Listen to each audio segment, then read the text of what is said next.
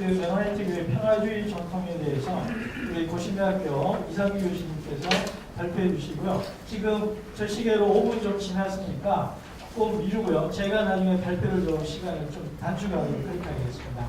그러면 이상규 교수님 나오실 때 박수로 환영해 주시면 좋겠습니다.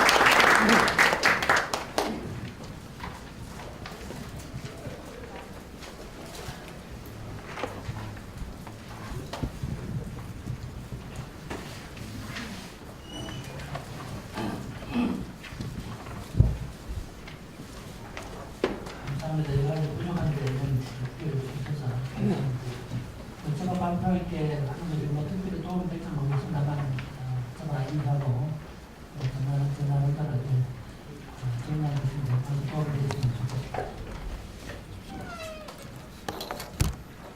보통 이제 학교에 와서 보면 여기 강연에 나오는데 집에 와서 읽으라 해도 잘 읽지 않고 읽는다 하더라도 화장실에 두고 읽는 경우가 있기 때문에 이상 제가 중요한 부분을 읽으면서 잘 들립니까? 안 들립니다. 볼륨을 올려주세요. 볼륨 조절 누가 하시나요? 제가 안 그래도 목소리가 작기 때문에 이렇게 해서 해보겠습니다. 이걸로 쓰시나요? 요거 괜찮나요? 이거는 좀 가까이 들어가야 될 것 같습니다. 알겠습니다. 그렇게 하겠습니다.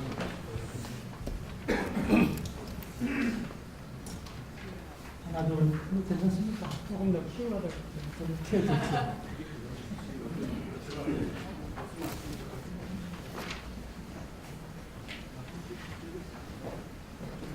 공을 마이크를 좀 가까이 대시고 요것도 한번 이렇게 어떻게 좀 해보시죠. 하나, 둘, 하나, 둘. 이렇게 잘 들립니까? 두 개를 같이 쓰시면 좋지 않을까요? 좀 높이시죠. 두 개를 같이?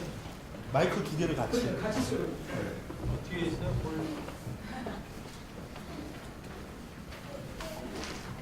하나, 둘, 하나, 둘. 하나, 둘. 우리 차례 나은 거 아닙니까? 아니 지금 올리고 있어요. 그게 더 낫습니다. 그 마이크요.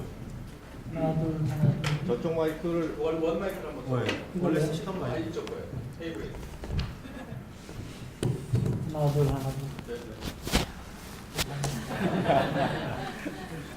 아, 요게 좋겠네. 제가 부족한 것이 많은데 목소리도 많이 부족합니다. 이 인생을 보시면서 말씀을 드리겠습니다. 평화, 얼마나 좋은 말 아닙니까? 평화. 히브리말의 샬롬인데 사실 평화라고 말할 때 히브리말로 말하면 신약에서는 예배는 이게 단지 전쟁이 없는 상태만 말하는 것이 아니고 건강, 복지, 안녕 다 포괄하는 개념입니다. 우리가 이 자리에 와 있을 때 아무 걱정도 없고 아픈 데도 없고 잠이 사르죠. 그게 샬롬입니다. 그래서 강의 들으실 때 잠이 사르신 분이 있으면 깨우지 마시고 평화를 유지하도록 해주시면 좋겠습니다. 평화는 인류가 추구해온 가장 고상한 가치였습니다만 동시에 그것은 지상에서 실현하기 가장 어려운 과제였습니다. 인류는 거듭된 전쟁과 폭력, 인명살상과 상실, 자연의 파괴와 같은 엄청난 재난을 경험했습니다. 인류의 역사는 전쟁 역사였고 플라톤은 인류가 소멸될 때까지 아마 전쟁은 계속될 것이다 이렇게 자조적인 말을 하실 정도입니다. 평화에 대한 위험은 또한 오랜 역사를 지니고 있지만 특히 제1차 대전과 같은 대규모의 국제적인 전쟁을 경험한 이후에 서구에서는 반전운동과 반전사상이 일어났고 평화에 대한 학문적 연구가 시작됩니다. 이런 관심은 기독교권에서 발전된 평화주의와 더불어 1920년대 이후에 사회과학의 한 분야로 발전했고 소위 평화학, 학자간 연구의 주제가 되기도 했습니다. 2차 대전 이후에 세계 평화에 대한 갈망은 국제연합이라든가 유엔과 같은 국제기구의 창립에 동기가 되었고 WCC 또한 이런 평화에 대한 연구에서 발휘된 교회 협의체였습니다. 이런 결과로 2차 대전 이후에 서구 학계에서 평화에 대한 연구는 상당한 발전을 가져왔고 수많은 연구물이 출판되었고 주요 대학에서는 평화연구소나 유관 기관이나 기구들이 창립되기도 했습니다. 평화는 한국에서도 중요한 주제가 되고 있습니다. 특히 해방과 분단, 6.25 동란의 발발과 그 재난, 그 이후에 남북 간 군사적 대기를 경험하면서 평화에 대한 갈망도 심화되었습니다. 그러나 북한의 군사적 위협 하에서 공개적으로 평화를 논할 수 있는 상황은 되지 못했죠. 그러다 1970년대 이후에 평화공존 혹은 평화통일에 대한 관심이 보다 구체적으로 나타납니다. 긴장 완화와 평화통일에 대한 논의와 함께 평화에 대한 관심이 제기돼서 1970년대 이후에 평화를 주제로 하는 여러 논제들이 소개되고 출판되기 시작합니다. 기독교권에서도 평화에 대한 관심이 높아지면서 유관 서적들이 출판됐는데요. 제가 가진 책만 밑에 소개해 보았습니다. 특히 1980년대 이후 메노나이트 학자 하워드 리오도 소개되고 그 작품이 역관되면서 아나벨티스트들의 평화주의 정통에 대한 관심이 고조되고 있는 현실입니다. 그럼에도 불구하고 16세기 이후에 절대 평화주의를 지향하며 모든 폭력과 전쟁, 보복이나 안가품을 반대하고 지상의 평화를 추구해온 메노나이트 교회의 평화주의 정통에 대해서는 구체적으로 소개된 바 없습니다. 2001년 한국 아나벨티스트 센터가 설립된 이후에 평화 정의 그리고 단순한 삶, 제자들 혹은 공동체, 봉사, 섬김 등 메노나이트의 가치가 소개되고 또 비폭력적 평화주의와 관련된 문헌이 번역되고 있지만은 메노나이트 교회가 남긴 통결은 유산에 비하면 여전히 부족한 상태라고 할 수 있겠습니다. 일반적으로 메노나이트 교회는 형제교회와 케이크와 더불어서 역사적 평화교회, 우리 잘 아시는 말씀이죠. 히스토리 피지 처치스를 불리는데 이런 전통에서 평화 혹은 절대 평화주의로 어떻게 논의되어 왔는가에 대한 논문가 충분하게 이루어지지 못했습니다. 그래서 이 글에서는 메노나이트 교회의 평화주의 전통에 대해서 개괄적으로 소개해 드리려고 합니다. 각 주 3번이 있습니다만 우리 평화주의라고 말할 때 사실 크게 세 가지 형태 있죠. 인도적 평화주의, 둘째 실용적 평화주의 있고 세 번째 기독교 평화주의인데 이것은 성경과 예수님의 가르침에서 예수님의 보여준 삶의 방식이기 때문에 폭력과 전쟁을 용인할 수 없다는 큰 입장인데 그 점에 대해서 좀 소개하고자 합니다. 16세기 기획운동의 제7회파에 대해서는 앞에 남병주 교수님 발언 속에 이미 포함되어 있기 때문에 그럼 지나가도록 하겠습니다. 우리 메노 사이먼스와 비폭력 평화 사상에 대해서 말씀을 드리겠습니다. 메노나이트는 제7회파의 한 분파로서 메노 사이먼스부터 기원합니다. 메노는 1496년 출생했으니까요. 콜럼버스가 신대륙을 발견한 지 4년이 지난 후였고 흥미롭게도 루터가 탄생한 지 13년이 지난 후였고 칼빈이 출생하기 13년 전의 일이었습니다. 메노는 북해에서 15km 정도 위치한 네덜란드에서 비트바르슘에서 낙농으로 하는 농가를 출생합니다. 어린 시절 교육에 대해서는 별로 알려진 것이 없습니다만 이런 과정을 거쳐서 나중에 신부가 되죠. 한 단 내려가 보면 사제로 활동하는 동안에 전통적인 로마기 교회에 대해서 두 가지 큰 회의를 품게 되는데 첫 번째 회의가 화채설이 성경적 근거가 없다는 것이었고 조금 내려가면 두 번째는 바로 유아 세례가 성경적 근거가 없다고 봤기 때문에 제일 밑에 내려가보면 유아 세례를 부인하게 됩니다. 이것은 그의 삶에 큰 변화를 가져오게 되죠. 그래서 1537년에 오워 필립스에게 제세를 받고 자신의 몸을 담고 있던 천주교를 분명히 떠나게 됩니다. 그래서 매년 12년 동안 천주교 몸을 담고 있었지만 천주교를 떠나서 저는 제4대파 지도자로 25년간 살게 됩니다. 이런 과정에서 한번 내려가면 이런 과정에서 메노사이먼스에게 특별히 큰 영향을 준 사건이 있었는데 그게 1530년대 폭력적인 재침입 운동입니다. 조지 윌리엄스가 혁명적 재침입파라고 불렀던 호프만 사건은 역사에도 많이 나온 얘기이기 때문에 길게 말씀드리지 않겠습니다만 호프만을 중심으로 해서 멜키어 호프만이죠. 브라운 마티스, 브라운 볼케를 중심으로 해서 민주대에서 큰 폭력적인 반란을 일으키게 되고 많은 살상이 있었던 사건을 위해서 소개했습니다. 쭉 내려가다 보면요. 민주주의의 몰락은 극단적이고 광신적인 제7파의 폭력적 광신주의의 종말을 고하게 되고 사실 이 사건이 온건하고 평화주의적인 매너가 새로운 지도력을 행사하게 되는 배경이 됩니다. 사실 이전에 이 제세력파 가운데 상당히 폭력적인 집단이 있었습니다만 1930년대 이 사건 때문에 사실은 보다 평화주의적인 그런 운동으로 발전하게 되는데 이 일을 주도했던 인물이 매너 사이먼스를 보시는데 매너의 첫 번째 저술은 바로 이런 환경에서 생산됐는데 그것이 1536년에 썼던 라이덴의 야한의 신성 모독의 책입니다. 이 책을 집필하고 나서 2달이 지난 다음에 민주화 사건이 종결되기 때문에 이 책은 출판되지는 않았습니다. 그러다 이 책이 출판된 것은 훨씬 지난 1627년에 있었죠. 어떻든 매너는 이 책에서 검찰학의 주창자들의 비기독교적인 성격을 비판하고 이 땅에 하나님의 나라를 건설한다는 이름으로 검을 사용한 민수파를 비판했습니다. 물리적인 검으로 투쟁하는 것은 금지된 일이다. 그대들에게 나는 한 가지 묻고자 한다. 그것은 검으로 침례받았는가 십자가로 침례받았는가. 그대들은 모두 검으로 저항하는 이상한 교리를 경계하기 바란다.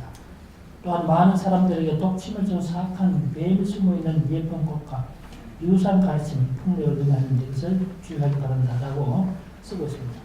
매너 사이먼스는 베르나트 로츠만이나 얀 마티스와 같은 급진적 제세력파와는 달리 온건하고도 평화지향적인 계획을 추진합니다. 특히 민주도 폭력적인 천년왕국 운동에 불의한 결말을 타선지속으로 삼아서 보다 철저한 평화주의 제세 운동을 전개하게 되죠. 신약 성경의 가르침에 따라 모든 폭력에 저항하는 비폭력적 평화주의를 지향했던 것인데 이런 평화운동은 소위 우리가 알려진 것처럼 칸트에 의해 근대 평화사상이 대두되기 300년 전에 이었습니다. 물론 매너가 민주주의 폭력을 경험한 이후에 비로소 비폭력 평화주의를 말한 것은 아닙니다. 제세력파 운동은 초기부터 제자도를 중시했고 이것은 그리스도를 총체적으로 본받는 것, 그리고 우리 교회에서는 이미타적 그리스도 개념 굉장히 중요한 개념인데 매너에 있어서 이미타적 그리스도 본받는 것은 뭔가 그것은 비폭력 평화주의였습니다. 알다시피 알렉산더 클레멘트는 그리스도를 본받는 것이 뭔가 겸손이다. 또 이그나티우스 같은 사람은 그리스도를 본받는다는 것이 뭔가 그것은 고난이다. 또 14세기, 13세기에는 성포나 체스코 같은 사람은 그리스도 본받는 것이 뭐냐, 그것은 가난이다. 이렇게 했지만 매너에 있어서 그리스도를 본받는다는 것은 이미타적 그리스도, 그것은 바로 비폭력 평화라고 이야기하게 된 겁니다. 따라서 예수님의 복음과 초기 기독교의 가르침은 매너를 포함한 제세력파의 생활 방식을 결정한 중요한 토대가 됩니다. 이미 콘라드 그레벨이 이렇게 말한 바 있죠. 참된 그리스도인들은 세속적인 검을 이용하거나 전쟁에 관여해서는 안 된다. 왜냐하면 그것은 사람들의 생명을 파멸시키기 때문이다. 우리는 더 이상 옛 언약 아래 살지 않고 있기 때문이다. 진실한 그리스도인들은 세속적인 검을 사용하지 않으며 전쟁에 참여하지 않는다. 그리스도 복음과 그 복음을 받아들이는 사람들은 검에 의해 보호받는 것도 아니고 검으로 자신을 보호하지 않는다. 이렇게 말한 적이 있습니다. 이와 같은 그레벨 단호하고도 확고한 비폭력파 사상은 교회 형성기, 교회 생활의 지침으로 주어진 신약성경의 가르침을 기초하고 있는데 오히려 슐라이타임 고백서에 영향을 주게 되죠. 민수대의 폭력으로 제세력과 엄청난 비난과 불신에 직면하게 됐을 때 매너는 성경의 가르침에 따른 철저한 비폭력 평화주의에서 제세력 운동의 새로운 활로를 찾게 됩니다.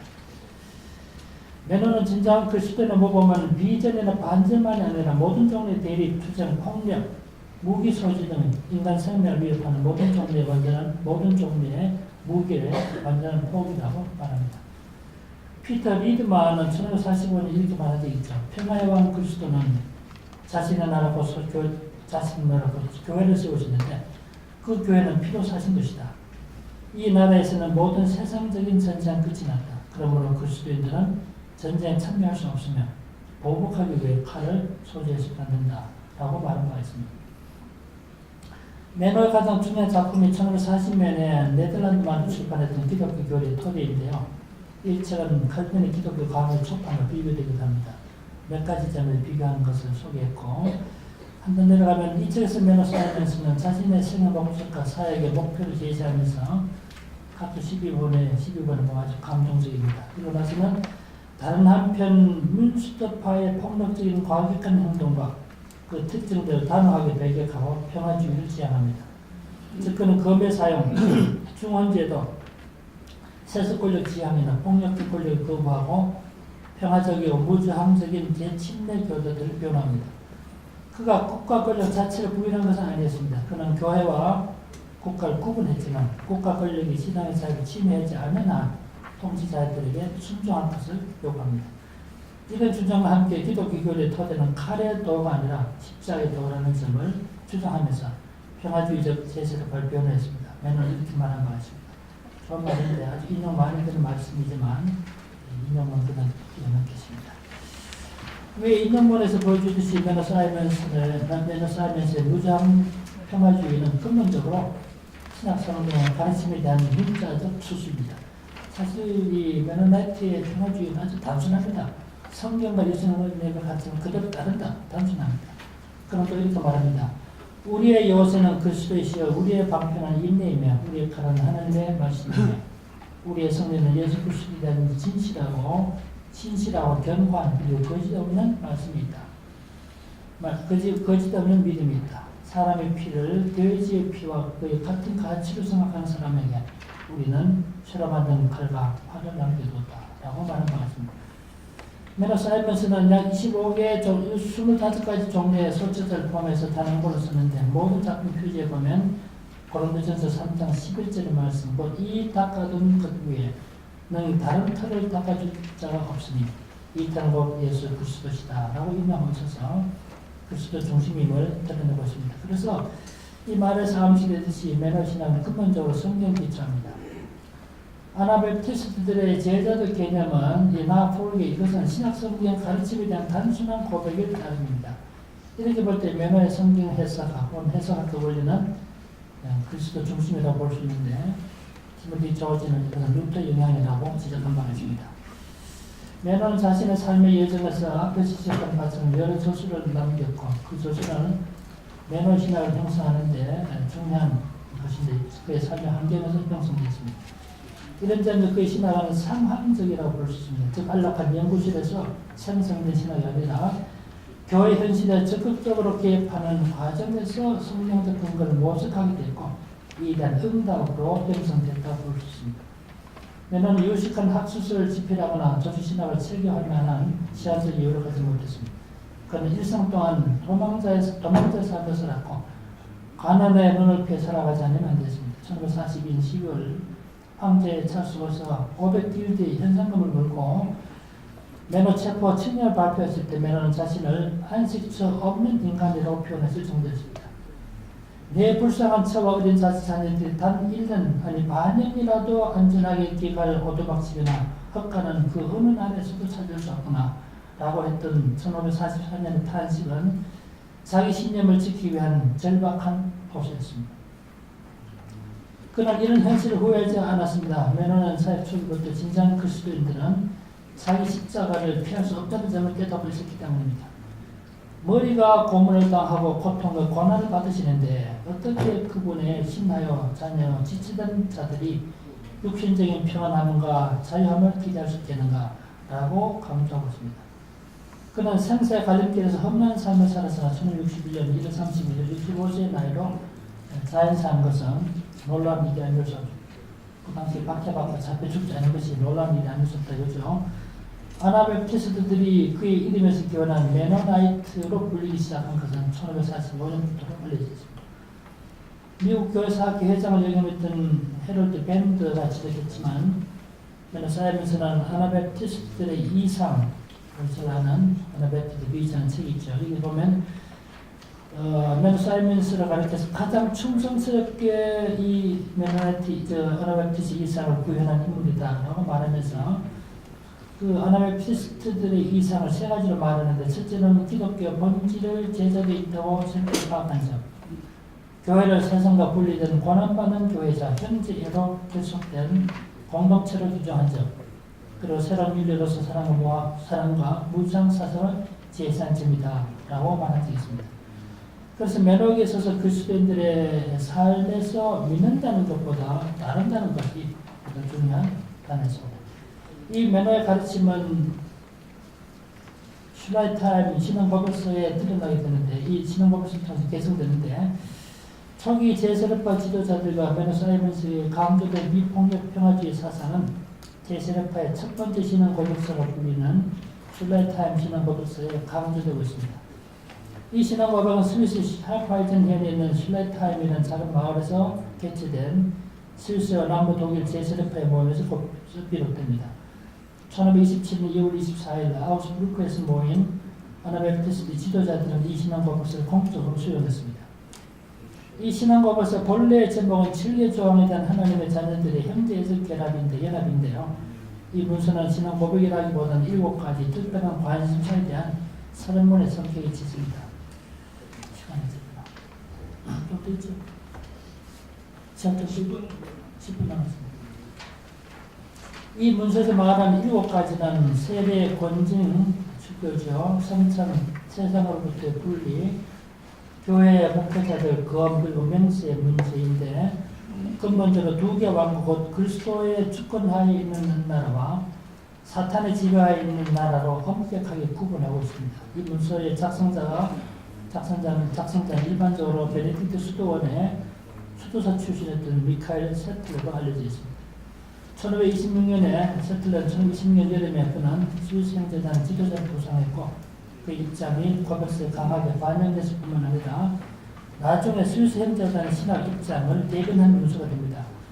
이 고백서 제6장이 칼과 무력의 문제를 취급하고 있는데 7개 조항 중에 가장 긴 내용이 바로 6번째 항인 칼의 문제, 즉 무력과 폭력의 문제를 취급하고 있습니다.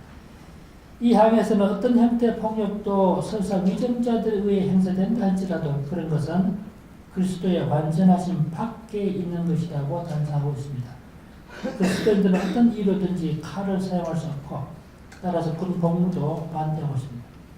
이런 비폭력에 대한 가르침과 함께 이 조항은 그리스도인의 칼에 사용된 3가지 질문을 제기합니다. 앞에 일부 조금 삭제했지만 그 뒷부분 거의 다 6개 조항의 내용을 다 개재했는데 6개 조항은 그냥 뛰어넘겠습니다.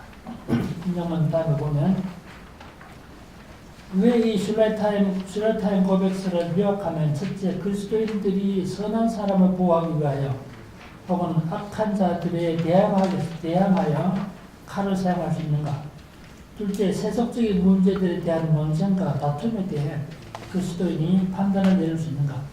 셋째, 그리스도인이 정부의 관리로 선출되면 그 일을 감당할 수 있는가? 라는 이 3가지 질문에 대해서 각각 아니다 라고 부정적인 대답을 하고 있습니다. 그 근거로 예수님의 모범이 제시되고 있습니다. 그러면서 세상 사람들은 철과 검으로 무장하지만 그리스도인들은 하나님의 전신갑주, 곧 진리, 의, 평화, 믿음, 구원, 그리고 하나님의 말씀으로 무장한다는 점을 강조하고 있습니다. 이런 정신은 다른 논자들에 의해서도 강조되는데요. 예컨대 훈련된 신학자에게 됐던 히프마이어는 물론 약간의 견해가 다른 점이 있습니다만 이분에게 1527년 6월 24일 검에 관하여 라는 책을 출판한 바 있습니다. 말할 것도 없이 특히 제7항에 대해서는 다른 아나벨티스트 의견을 달리한 점이 있습니다만 슐라이타임 고백서의 개성을 말하고 있습니다. 히프마이어는 이 책을 출판하고 한 달이 지난 후에 오스트리아 정부에 체포되었고 1528년 3월 10일 날 비엔나에서 화형을 당하죠. 그는 최후의 순간 예수님께서 십자가상에서 하시던 말씀을 라틴어로 반복해서 그러죠. 주여 당신의 손에 내 영혼을 부탁하나이다.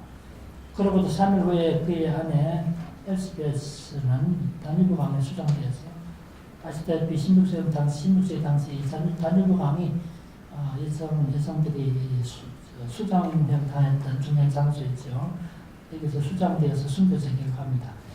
이와 같은 비폭력 평화주의 이상은 그 당시 폭력적인 이 현실에서 비폭력적인 평화주의 이상 그 이후에 아나벨티스 전통에서 거듭 강조되었고 그리고 비난과 박해 그리고 순교라고는 험난한 길을 가지 않으면 안 됐습니다.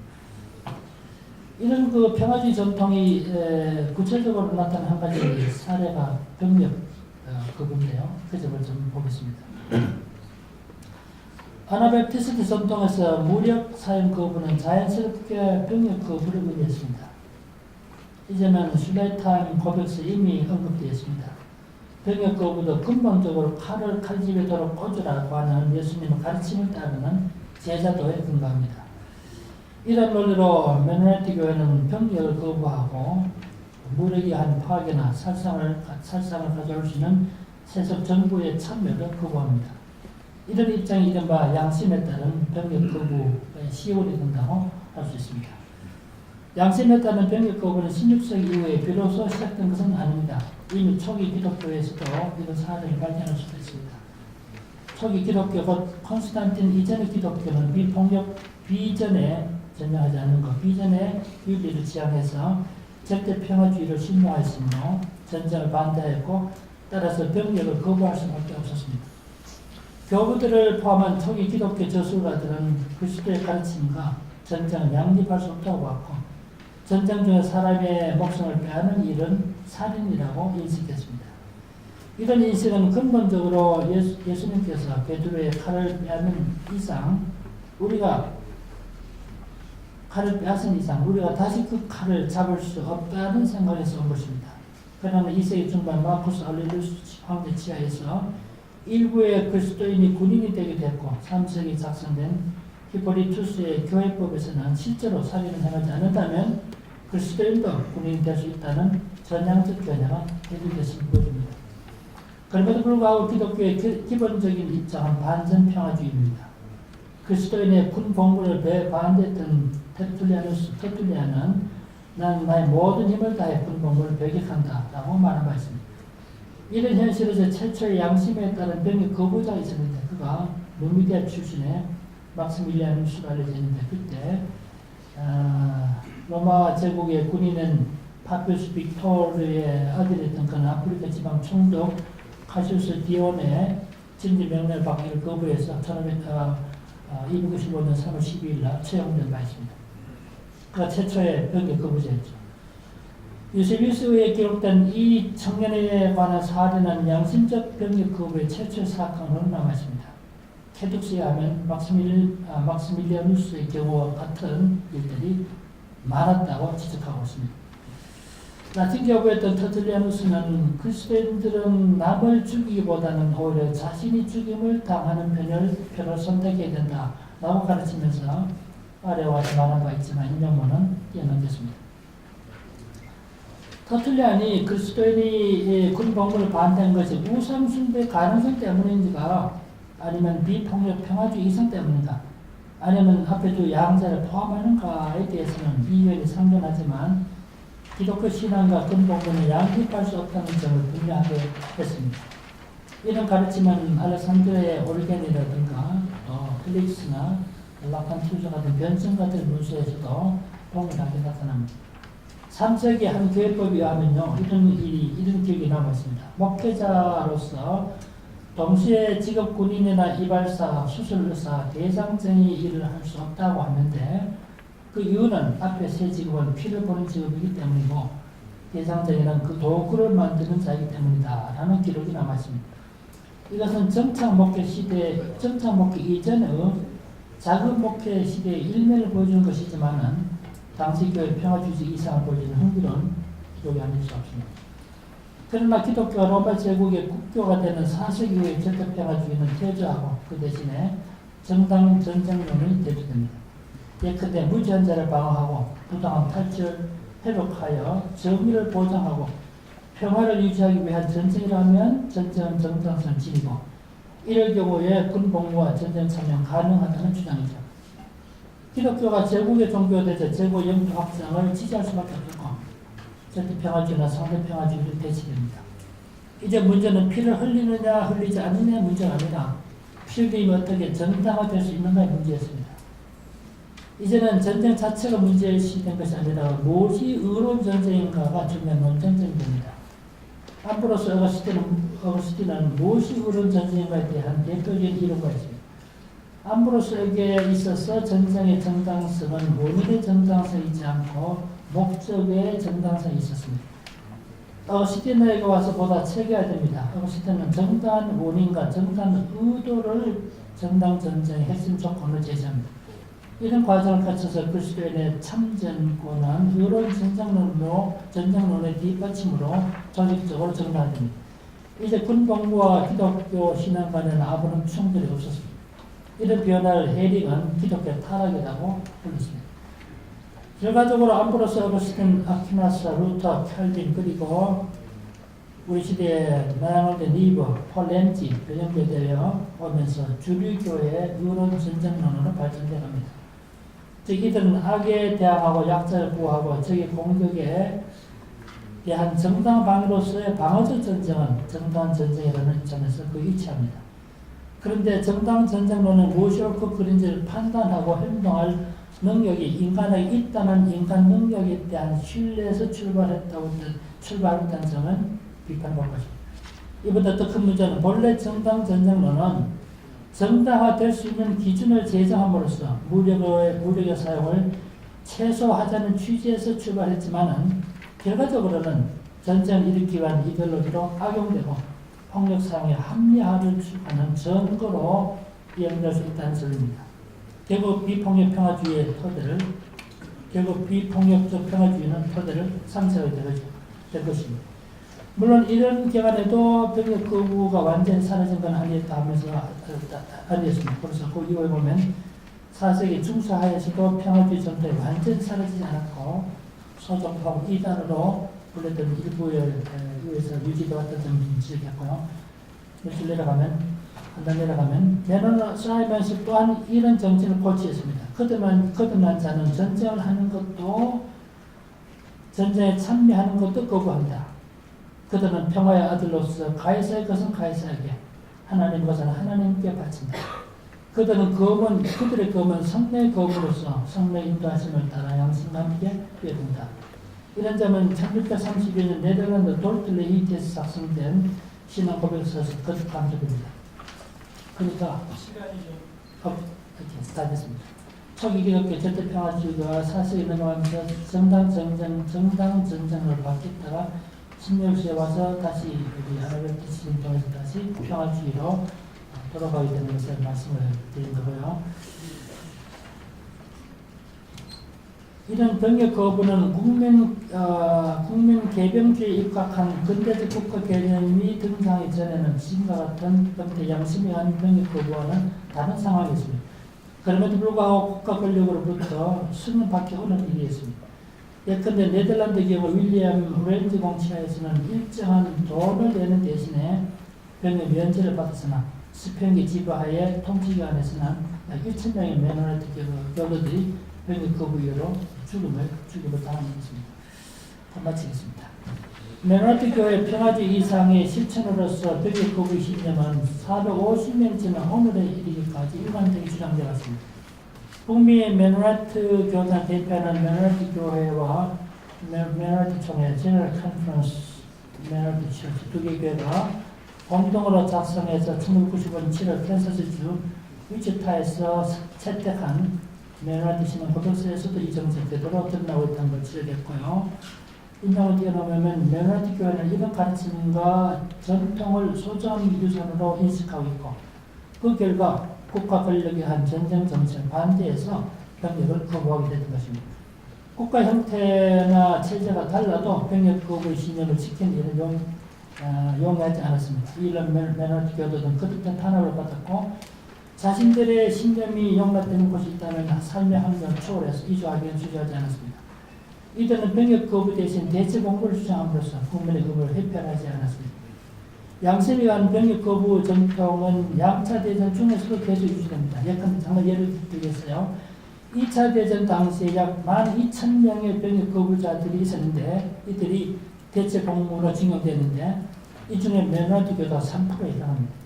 1951년 메노나이트 교가 채택한 평화, 전쟁, 무주항에 대한 신앙과 헌신의 선언에서도 비폭력, 무주항, 병역 거부에 대한 대체 공부를 주장하는 이 평화주의 전통이 계속됩니다. 그래서 나중에 문화를 보게 되는데요. 1915년부터 1962년까지 그 메노나이트 교회가 평화 관련된 이 위트니스 했던 이 다큐멘터가 23가지 정도가 있습니다. 그러니까 약제대전 전후에서부터 계속해서 평화에 대해서 때로는 정부기관에다가 성명서를 낸다는 편지를 보낸다든가 스테이트먼트 만든다 이렇게 하면서 계속해서 평화주의 전통을 이어왔다고 말할 수 있습니다. 결론 부분은 생각하겠습니다. 감사합니다. 감사합니다. 질문하실 분들 한 2분 정도 시간 드리겠습니다. 기회 드리겠습니다. 우리 로스 교수님 오셨습니까? 예. 네. 한 분 더 손들어 이의정 선생님 질문 하고 질문하고 바로 두 개를 한꺼번에 하죠. 시간 때문에. 네, 그러시죠. 대전에서 이국세대행이라고 합니다.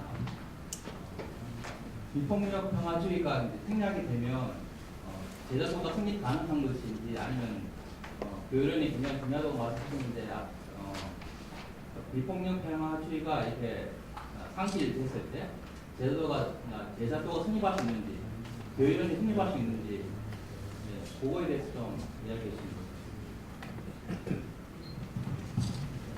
저 대전신학대학교에 있는 정원동입니다. 귀한 강의 감사합니다. 제가 그 물도프 공동체에 가서 며칠 지내는 동안에 그 아침 식사를 이렇게 초대받아가지고 식사를 하면서 그분한테 이제 그렇게 얘기했어요. 제가 성경을 보니까 비폭력 평화주의가 예수님의 입장이라고 저는 생각합니다. 그런데 우리 같이 이렇게 남북한 분단된 상황 속에서 공산당이 쳐들어오면 그때 어떻게 해야 되는지 참 고민이다. 그렇게 얘기했어요. 그랬더니 이분이 뭐라고 말하냐면 당신이면 어떻게 하겠냐 이렇게 그랬더니 자기는 총을 들 수 없다 그런 상황이고 그냥 죽겠다 이제 이런 식으로 얘기했더라고요. 그래서 야 진짜 아주 철저한 비폭력 평화주의 입장을 이제 보이는구나. 하여간 여전히 고민은 남아 있는데 예수님의 입장이 비폭력 평화주의다라고 하는 거 지지할 수 있어요. 현실적으로 너무나 어려운 거 아닌가. 그런 경우라면 그거에 대해서 어떻게 생각하시는지. 만약에 교수님이 답변이 어려우시면 라스 교수한테 제가 질문을 드리고 싶습니다.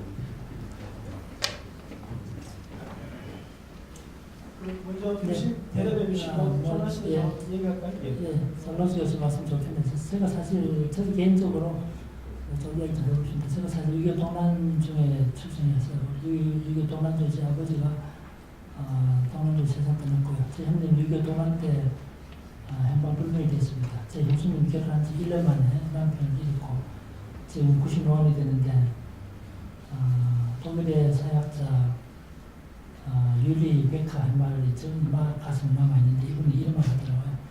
현재 재난은 두 가지 특징이 있다. 첫째로는 재난의 책임 소재 규명이 불분명하고 책임 소재 불분명. 두 번째는 재난의 범위가 무한정적이다. 정말 이분이 위기 사회학자인데 정말 동감했습니다. 위기 전쟁터는 60년 지난 아직까지 그 아픔을 우리 가족이 안고 있기 때문에 제가 그래서 개인적으로 평화에 대해서 관심을 갖게 됐고 제가 유교 동란주에 출생했기 때문에 사실 뭐 가정도 어렵지만 그런 가운데 한국의 매너의 학교에서 교육을 받았습니다. 그래서 그의 빚을 갚는 마음으로 평화에 대해서 공부하고 오늘 지금도 공부한다고 하는데 2002년도입니까 그 스위스의 비네베르크에 있을 때 평화 학생이 있을 때 고생하러 가서 배우도 발표했는데 이제 정 교수님 질문하고 똑같은 그런 질문들이 많이 나옵니다. 그런데 사실 해답은 참 그때도 상당히 많이 모르겠고 또 평화에 관한 책 보면 그런 수없이 많이 나옵니다.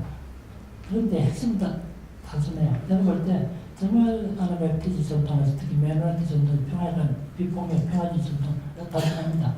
하나님의 말씀에 예수님 가르치는 순종하는 뿐이에요.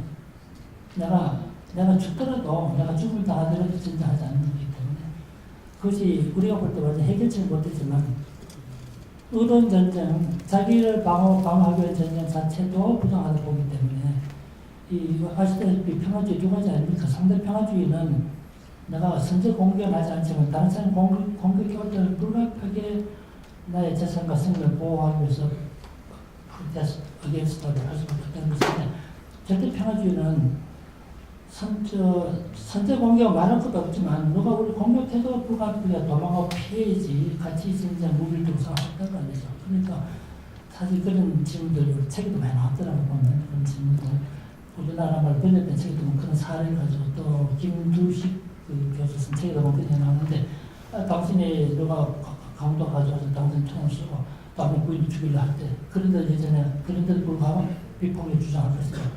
그럼에도 불구하고 예수님 가르침이 무엇인가? 그것이 제자들의 기본 정신이기 때문에 그게 아나베티스트가 이해하는 평화 예가 아닌가? 평화 예가. 제가 어제 말을 많이 했기 때문에 목이 안 좋아서 제대로 말 못했는데 그게 평화주의가 아닌가? 그렇게 이해하고 있는데 로스 교수님 의견 한번 들어보면 좋겠는데. 첫 번째, 평화주의 없는 제자도가 가능한가? 평화주의 없는 제자도가 가능한가가 첫 번째 질문. 그죠? 두 번째 질문에 대해서 제가 통역을 해드렸는데 저희가 완전히 동의하고 본인이 대답을 안 해줄 것 같아요. 두 번째는 첫 번째 것만. 네, 첫 번째.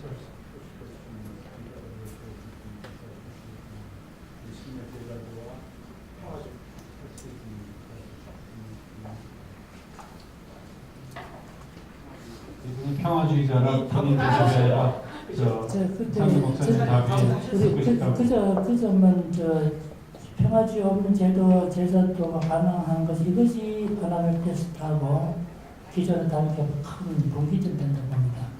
저는 장로교 목사인데 우리 장로교 칼빈주의를 시판을 적어볼 때는 평화주의 없는 저 신념이라 보기보다도 우리 이따 대변한다면 절대 평화주의 없는 제자도가 가능하다고 생각합니다.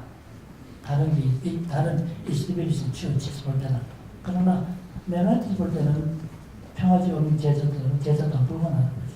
난 이것이 다른 교회들과 아나벨티스 정통 특히 메나티 교회 큰 분기점을 봅니다. 그래서 사실은 죄송합니다. 사세기 마이크 좀 하나 더. 여기 담임 교수님 주시죠. 그렇지. I would only perhaps add an additional word that I have many friends who are Christians serving in the military, and we are in conversation and correspondence with each other. 기본적으로 교수님 말씀에 동의하고 추가할 것은 제 친구들의 많은 크리스천들이 있는데 그 중에 군대에서 서빙하고 있는 군대 관련되어 있는 기독교인들도 많습니다. And I am not in a position to judge their ultimate status before God. 그들의 그 대안적인 아이디어에 대한 그 반대 입장을 취하는 건 아닙니다. For which I'm thankful. That's God's job. 그건 하나님의 역할이라고 보고요. But I always invite them to consider a different way. 하지만 그들을 초대해서 다른 방법으로 생각하기를 저는 초대합니다. Because in my understanding of Christianity, discipleship necessarily includes a commitment to love of enemy. 제가 생각하는 범위는 그 제자도가 원수까지 사랑하는 것을 포함하는 개념이기 때문에 그것을 말씀드린 것입니다. But I see this as a conversation and not a condemnation. 이것은 대화에 있는 것이 서로 정죄의 문제는 아니라고 생각합니다. 혹시 나온 김에 한 분 정도 더 혹시 이 부분에 대해 뭐 반론이라든가 하실 질문 나중에 그럼 마지막으로 하는 걸로 저기 뒤로 가요. 우리나라가 그 국방의 의무를 반드시 지켜야 되는 나라잖아요. 그 대부분도 그것을 지키고 있는데 그리고 한국적 상황에서의 그 메로나이트 운동이 구체적으로 어떻게 나가야 될지를 한번 말씀해 주시면 좋겠습니다. 예, 사실 그 점이 고민입니다. 사실 저는 메로나이트 전통에서 평화가 어떻게 이해가 되었던가를 소개해서 따름이지 한국 현실에서 어떻게 적용할 것인가에 대해서는 언급도 하지 않았고 또 올리고 주지도 않고 또 이 주변에 제가 메로나이트 출신이기 때문에 이 동문들이 모여가지고 사실 한국의 메로나이트 교회 설립에 대해서 토론한 적이 있습니다. 그때 똑같은 질문이 문제 제기됐습니다. 한국의 현실에서 남북한이 군사적으로 대결하고 있는 현실에서 비폭력 평화주의는 좋지만 병역 의무까지 거부하는 이런 것으로서 교회가 성장할 수 있겠는가? 똑같이 고민해야 될 문제가 아닌가 생각합니다.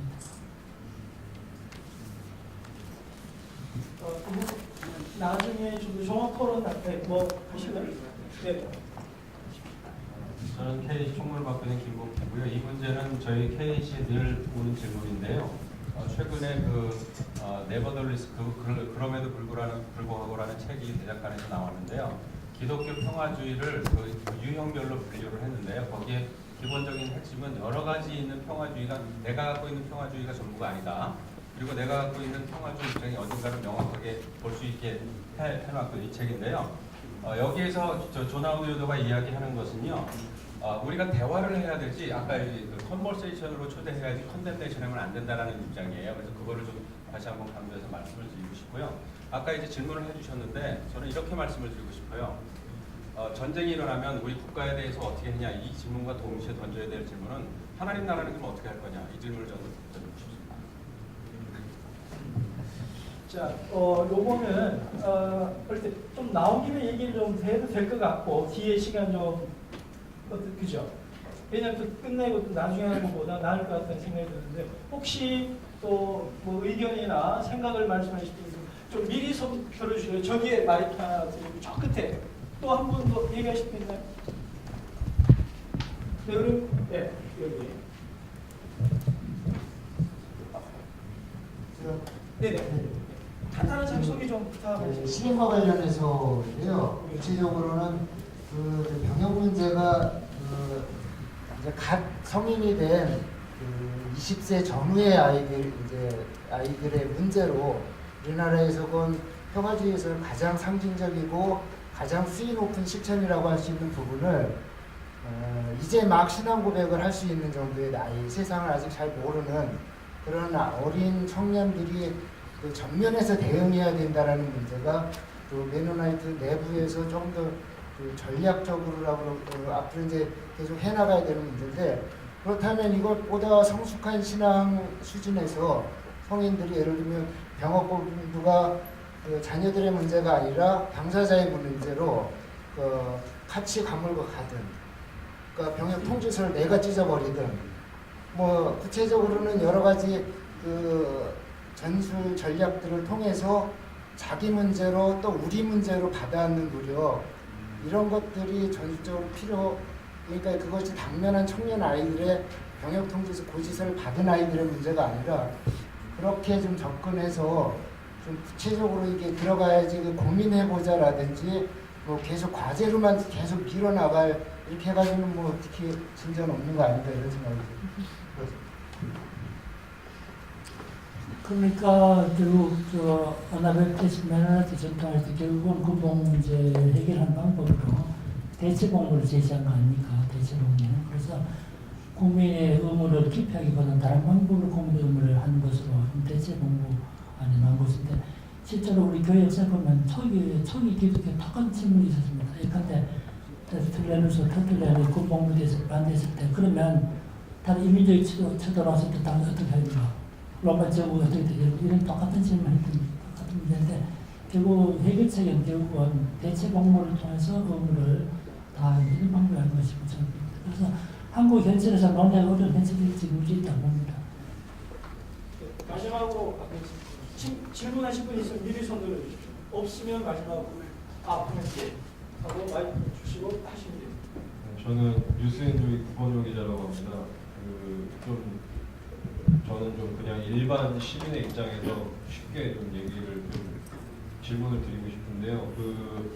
우리가 작년에 이제 1000만 넘은 암살이라는 영화 보면 이제 독립운동 그런 게 나오는데 무장 투쟁 그런 게 나오는데 그런 부분이 이제 왜 이렇게 인기가 많냐 그러면은 제가 생각하기에는 지금 이 땅에도 진짜 지옥에 떨어져야 될 사람들이 많기 때문에 그런 좀 것들의 인기가 끌고 있지 않아 이런 생각도 좀 들고 좀 그런 징벌과 어떤 그런 거를 원하는 좀 그런 분위기가 있는 것 같고요. 또 한 가지는 이제 지금 2016년으로 와서 그러니까 얼마 전에 민중 총궐기 그런 게 있었는데 사실 그런 걸 통해서 어떤 지금 운동권의 어떤 한계나 이런 것들도 많이 보였는데, 근데 그런 거에 대해서 이제 많이 얘기를 하다 보니까, 근데 과연 그런 평화주의가 비폭력으로 우리가 시위하고 그런 거 좋은데, 과연 우리나라 역사에서 그런 게 있었나 과연? 그런 혁명은 다 피해의 어떤 역사인데, 그래서 우리가 쟁취한 건데 그런 게 어떻게 좀 해결이 될까 좀 싶어서 자, 한번 좀 해볼게요. 사실 두 가지 말하고 싶은데, 첫 번째는 우리의 삶의 환경이 우리도 모르게 지나치게 폭력으로 많이 습관화되어 있다. 또 폭력이라든가 또 인간 생명, 살상 너무나 쉽게 받아들이는 현실이 있기 때문에 그런 것이기 때문에 이제 천만 폭력이 단영을 보고도 감동을 받고 하는 것을 보면 그런 환경이 되지 않는 생각이 들고요.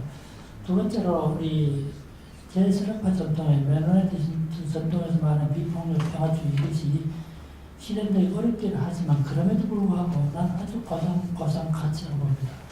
제가 60년대는 모르는 메로나이트 계통을 보니까 지금 병력을 증가하고 군사적 대결한 이 에너지, 이 자원을 가지고 평화적 목적으로 사용하면 아무도 굶지 않고 정말로 아름다운 목표 삶을 살 수 있는데, 이 무기 생산하고 핵무기 만들고 수소폭탄 만들고 이런 데서 우리 에너지와 자원을 투자하기 때문에 그때 절대 다수 굶주리고 가난을 경험하고 살지 않는 이런 제시하면서 평화가 얼마나 소중한 것을 말합니다. 저는 실현되기 어려운 것이 사실이긴 하지만 인류가 취할 수 있는, 취임할 수 있는 진짜 고상한 가치가 아닌가. 그래서 상당히 현실적 어려움이 있음에도 불구하고 이런 비폭력 평화를 추구해야 되지 않을까. 이런 점에 대해서 기본적으로 고상한 가치라고 생각합니다. 다시 코멘트를 하게 되면 마지막으로 하는 걸로 하겠습니다. 우리 아까 존 로스 교수님 말씀하셨지만 아나베프티스가 항상 이거냐 저거냐 쉽게 대답할 수 없는 그런 건데 계속 담론을 이어가야 되는데, 아까 뒤에서 질문하시는 분에 대한 답변인데요. 이 자리에 우리 양심적 경영법을 다녀온 형제님도 계십니다. 그리고 이것은 불가능한 게 아니라 본인들이 제3의 길을 찾아가는 분들이고요. 예수 그리스도를 따라가는 사람은 항상 이런 질문에 직면해야 되는데, 우리 지금 현상 속에서 정말 병역 공부를 하라는 그런 영장을 받고 난 다음에 해결해야 될 문제가 아니라 정말 미리 해야 될 건데요. 그걸 누가 하느냐, 이 질문을 저는 던지고 싶고요. 그런 면에서 KC가 그런 일을 할 수 있도록 자주 질문해 주시고 방문해 주시고 그런 모임을 만들 그런 자리를 마련을 해드릴 테니까 항상 방문을 해주시면 좋겠고요. 그런 것들이 우리들이 보이지 않는 제3의 길을 만들어 나가는 방법이 아닌가라는 그런 생각이 듭니다. 그래서 우리의 생각을 그냥 좁게 전쟁 가냐 안 가냐, 병역 복무하냐 안 하냐를 떠나서 정말 담론을 형성해 나가서 제3의 길을 발견할 때까지 그래서 대체 복무도 해야 되고요. 그다음에 여기 이제 감옥에 찾아가기 위해서 스위스에서 일부러 부부가 방문한 그런 경우도 있는데, 본인이 내 자녀들은 다시금 군복무 때문에 감옥에 들어가지 않게 하리라 해서 17년, 20년 동안 싸워서 결국 자기 자녀들을 군대 안 보낸 케이스도 있고요. 그런 역사적인 케이스가 또 굉장히 많아요. 그래서 어떻게 아까 우리 존 로스 교수님께서 어떻게 말씀이 육신이 되는가, 그 성육신에 대해서 고전을 많이 하셨는데, 어떻게 우리가 알고 있는 하나님 나라에 대한 복음을 우리 삶 속에서 자녀들에게 병역 문제, 평화 문제까지도 잘 가져갈 수 있는 거 고민했으면 좋겠습니다. 존 로더가 크리스천 에틱스를 마이너리티라고 했거든요. 그러니까 아나베프티스트들의 신앙과 실천은 대다수 많은 모든 크리스천들에게 요구되는 윤리라기보다는 정말 자기 삶을 전폭적으로 드렸던 소수의 그리스도인들이 따라올 수 있는 좁은 길이라고 보는 거죠. 그렇기 때문에 이런 윤리를 일반 모든 기독교인들에게 강요하거나 요구하지는 않습니다. 그리고 두 번째는 이거 지금 양심적 병력법이나 이런 것들이 논의와 함께 중요한 것은 우리가 일상에서 작은 이야기에서 평화의 삶을 사는 것이 없는데, 이 대체 복무라는 아니면 양심에 따른 병력법과 같은 너무 큰 이슈들에 우리가 함몰되어 버리는 문제도 조금 조심해야 될 필요가 있지 않을까, 이런 생각이 들고요. 그리고 어찌됐든 우리 이상규 교수님 말씀하셨듯이 이 양심에 따른 병력법이나 평화주의 전통이 남북한 중일 갈등 속에서 평화를 만들어낼 수 있는 중요한 거고요. 그 다음에 기독교가 전쟁에 참여하지 않음으로써 전쟁이나 갈등이 끝난 다음에 남북이든 중일이든 한중이든 한일이든 간에 평화회담이 반드시 진행이 됩니다. 그럴 때 기독교가 평화라는 제3의 영역에 있어야 그때 지렛대 역할을 할 수가 있어요. 우리가 전쟁에 참여해서 죽이고 전쟁하고 살인하는 것을 지지한 사람이 되어서 첫째, 선교할 수 없습니다. 그리고 평화를 구축하는데 오히려 우리가 걸림돌이 되는 거예요. 너희들이 이제는 좀 나가줘야 되겠죠. 결국은 우리는 팽당하는 거죠. 그런 전체적인 전략 속에서 우리가 좀 포지셔닝 하는 필요도 있습니다. 제가 또 주제는 얘기할 것 같은데요. 그러니까 이 정도 하는 걸로 뭐 마무리 한 말씀. 안 해도 되지만 또 말씀하시니까 저도 기억나는 말 중에 크리비드에서 했던 말인데 진짜 제자도를 추구한 사람들의 삶의 방식은 영어로 upside down kingdom입니다. 완전 뒤집힌 방식, 이 세상 방식과 다르다는 점에서 upside down kingdom을 말할 때 아주 호감이 동감했습니다. 네, 감사합니다.